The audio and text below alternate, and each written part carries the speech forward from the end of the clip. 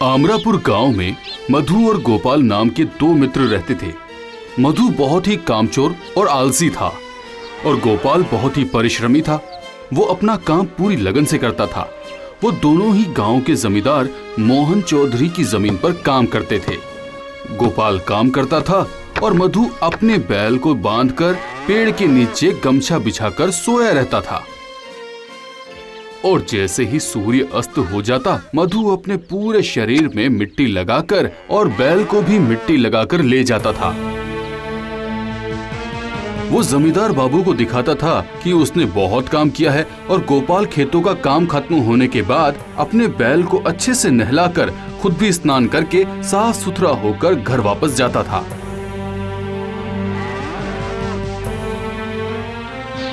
जमींदार बाबू मधु के इस झूठ को पकड़ नहीं पाते थे।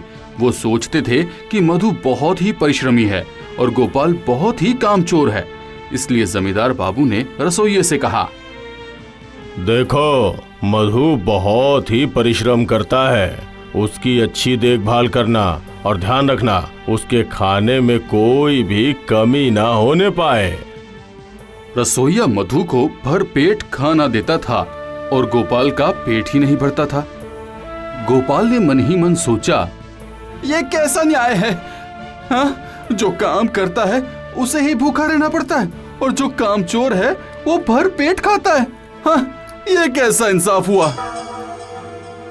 मधु समझ गया कि गोपाल के मन में संदेह हो रहा है और वो डर गया कि अगर गोपाल ने असली सच बता दिया तो। इसीलिए उसी रात को मधु ने गोपाल से कहा, सुनो गोपाल, खेत की कोई भी बात जमींदार बाबू से मत कहना।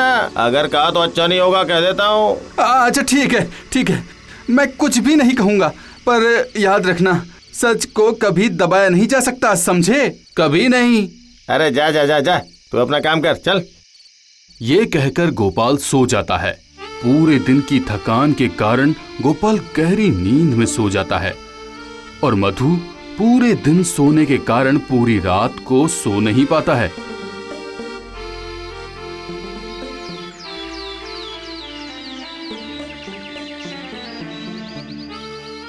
इसीलिए जब सुबह बैल लेकर मधु खेत में गया तो उसकी आंखें लाल देखकर जमींदार बाबू ने पूछा,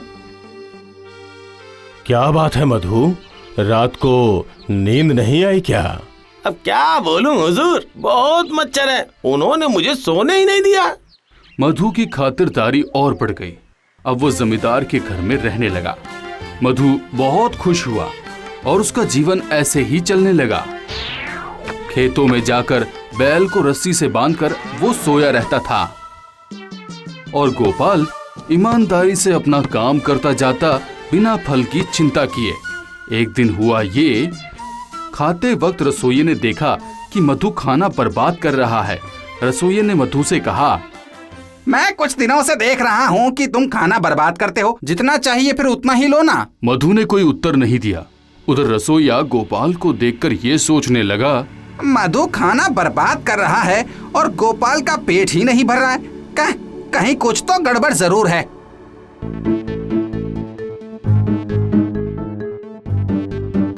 रसोइया जमींदार की पत्नी के पास गया और उनसे प्रणाम करके कहा, प्रणाम प्रणाम मालकिन। मालकिन, मैं कह रहा था कि कहीं कुछ तो गड़बड़ हो रही है मालकिन। जमींदार की पत्नी को रसोइयों ने मधु और गोपाल के खाने के बारे में स्पष्ट बताया। उस दिन रात को जमींदार की पत्नी ने जमींदार से कहा, अच्छा सुनिए तो सही, मधु और गोपाल खेतों में क्या काम करते हैं वो आपको एक बार देखना तो चाहिए। क्या काम करते हैं, कैसा काम करते हैं, आपको नजर तो रखनी चाहिए। जमींदार बाबू ने कारण जानना चाहा। तब जमींदार की पत्नी ने संदेह का कारण बताया। सुनकर जमींदार बाबू ने सोचा, बात तो सही है, एक बार अपनी आंखों से देखना उचित होगा। ये सोचकर दूसरे दिन वो किसी से बिना कुछ कहे चुपचाप खेतों में चले गए। दूर से खड़े होकर उन्होंने देखा कि गोपाल बहुत मन से काम कर रहा है, जैसे वो अपने लिए कर रहा हो। अब वो मधु को ढूंढने गए। पूरे खेतों में उन्हें मधु कहीं भी नजर नहीं आया। अरे अरे ये मधु मधु कहाँ चला गया? अरे अब कहीं दिखाई नहीं दे रहा है। जमींदार मोहन चौधरी ये समझ गए कि मधु जरूर कहीं है और काम चोरी कर रहा है। तभी जमींदार की नजर तालाब के घाट पर पड़ती है। उन्होंने देखा घाट के किनारे गमछा का तकिया लगाकर मधु खर्राटे लेकर सो रहा है। ये देखकर जमींदार बाबू को बहुत गुस्सा आया।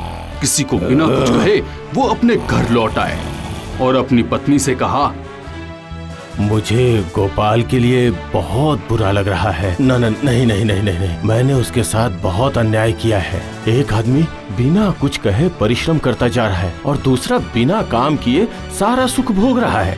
ये नहीं हो सकता है। मैं गोपाल को पहचान नहीं पाया।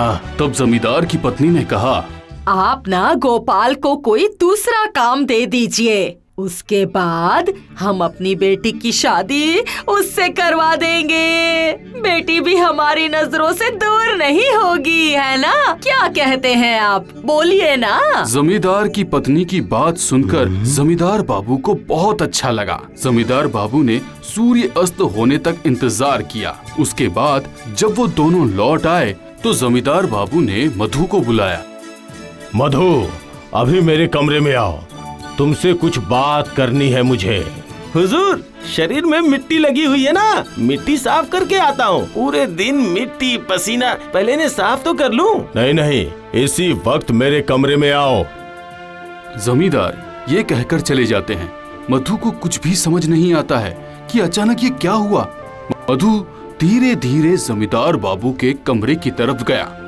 जमींदार बाबू ने मधु को देखकर कहा, आ गए? अभी तुम्हारा एक काम बाकी है।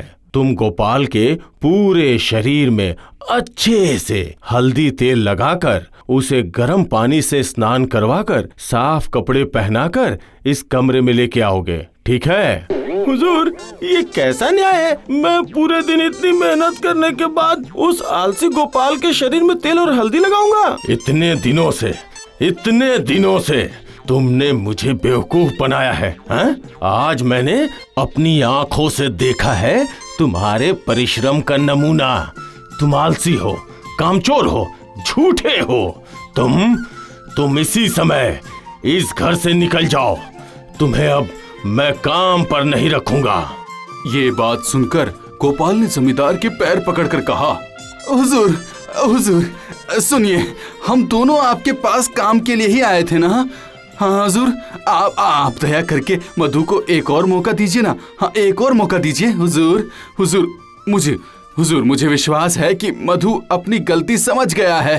हाँ, क्यों रे? इसके बाद जमींदार बाबू ने गोपाल की बात मान ली और मधु से कहा, बस एक बार मौका देता हूँ, अपने आप को सुधार लो।